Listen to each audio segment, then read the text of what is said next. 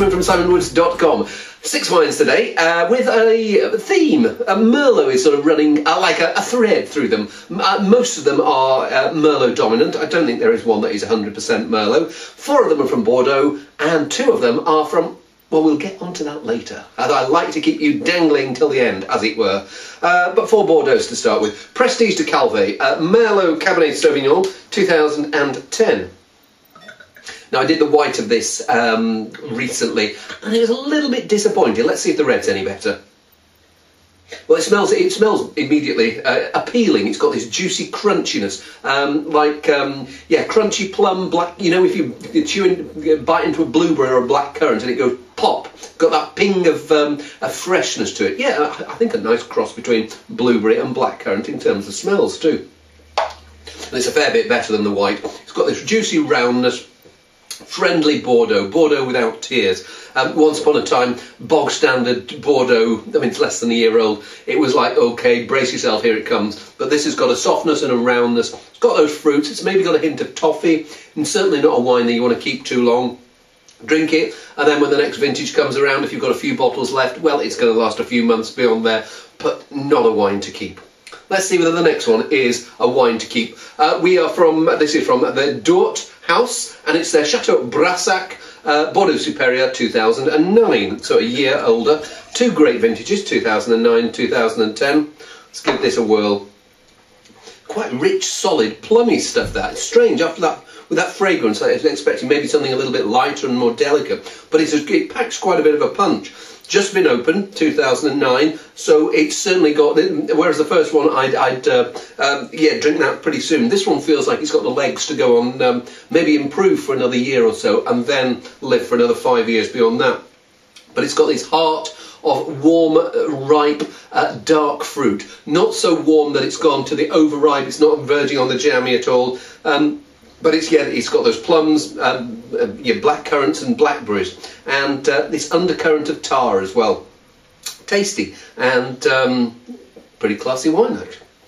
Let's see if the next one's classy. Chateau Cèdre d'Artus, 2 years older, 2007, Bordeaux Supérieur, like as was the one before. Not as good a vintage, but little more maturity, so let's see whether the winemaking and the 2 years extra maturity makes up for the youthfulness and the better vintage. Hey, it's another one with a gentle tar-like fragrance. I think the dominant grape here is Cabernet Franc, and sometimes I get that tar-like character. Don't get too much of the what I think of as the blackcurrant leaf and violet of Cabernet Franc, but it smells that little bit more mature. But it doesn't seem to as if it's going to have maybe the thrust and the concentration that the first 2 had. Might be all the better for that. Might be a lovely, elegant, drinkable claret, but we'll have a see. A quiet achiever, I'd call that. There's nothing horrible about it, let's put it that way. It's got this softness, it doesn't feel like there's any tannins or anything that needs to resolve. Maybe it does lack a little bit of concentration, but it's got this nice little light fragrance. I think the Brassac is the better wine. This one is the better one to drink today. Maybe I miss a little bit of fruity punch in the middle, but I don't want to be bludgeoned around the head by fruit, but I think just a little bit more heart and, yeah, a core of intensity is just lacking there. But charming is the sort of word that people would use about that. Let's see whether there's charm in this Chateau La Roque 2006 Saint-Emilion Grand Cru. As I say around here, Dum Plum. I get this, it feels like a really tightly coiled spring of a wine that wants to bound out and appeal, but it's not going to do it just yet. What I get is this softness and silkiness. There's like this ripe, rounded, juicy plumminess, but it feels like it's a wine that needs quite a bit of time to show its full colours. At the moment, you're aware of something really quite classy, but which needs to relax, open out, and we've just taken its hat off after it's been in the dark for rather a long time. So let's give it the benefit of the doubt and give it some time to open up. Pretty classy wine, that. It's got this juicy roundness. Then it's got this lovely texture. There's like almost gritty, fine-grained tannins. I imagine it will have been aged in French oak, but there's this almost coconutty spice and vanilla edge that is ever so slightly reminiscent of French oak. The fruit flavours, yes, this juicy plum, but there's also this cedary character as well. Classic Bordeaux cedar, pencil shavings, that type of edge coming through. Feels desperately young. Feels like the youngest of these four. What I mean by that is the most potential. Okay, it has softened a little. I think when it was bottled, it would have been a little bit more, even more stolid. But it feels like it's still got its best years quite a way ahead of it. Juicy, round, rich, but refreshing finish. I like that rather a lot.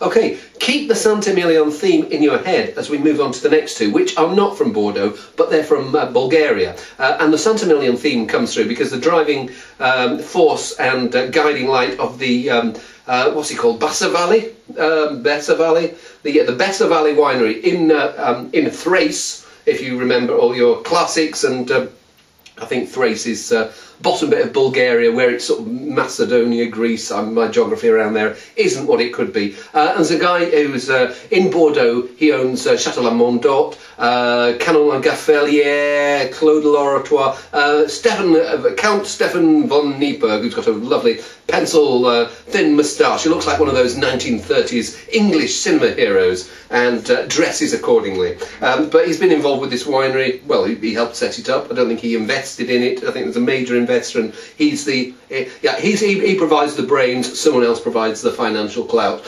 So first vintage was probably about 10 years ago. Hey, Enira. This is the basic Enira, which I think is probably about 2/3 to 3/4 Merlot, and then it's got a bit of Cabernet Sauvignon. I think it's also got some Syrah in.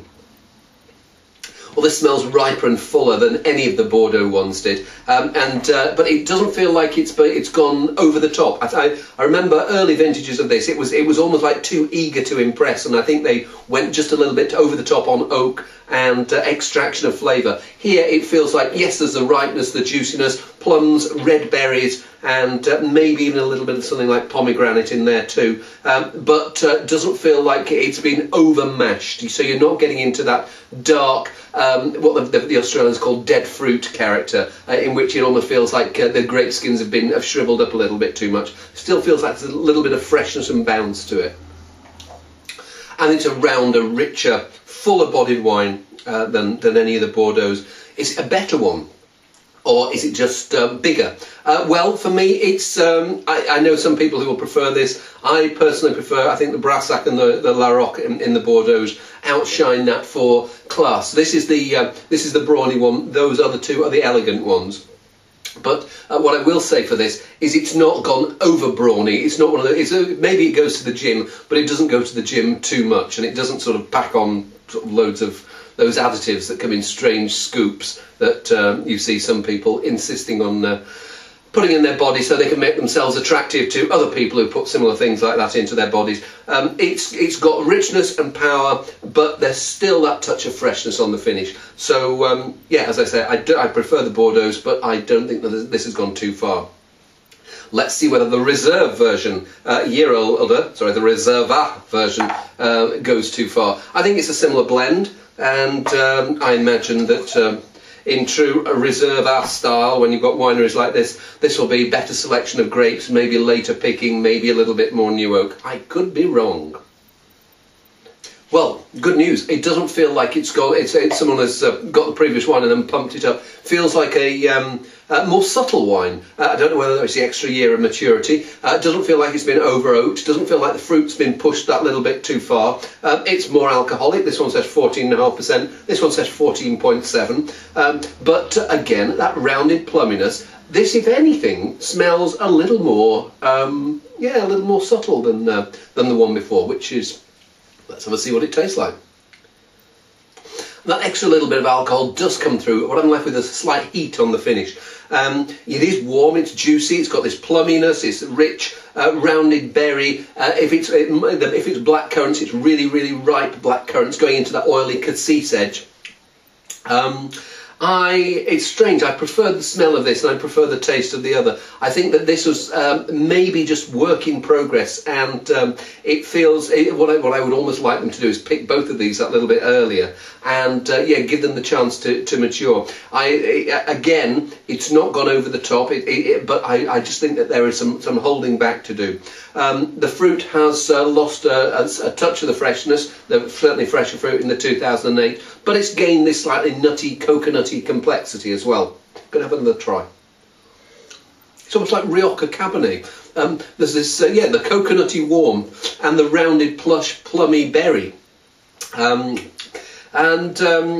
I still prefer. I think that the La Roque is the class act here, and the Brassac pretty close behind. But then these two are. I mean, this is work in progress, so you can't really criticise them for that. Certainly, in terms of other Bulgarian wines that are around at the moment, there's not much that stands up to these two. And but hey, maybe one day Bulgaria will be taking on Bordeaux. They both begin with B.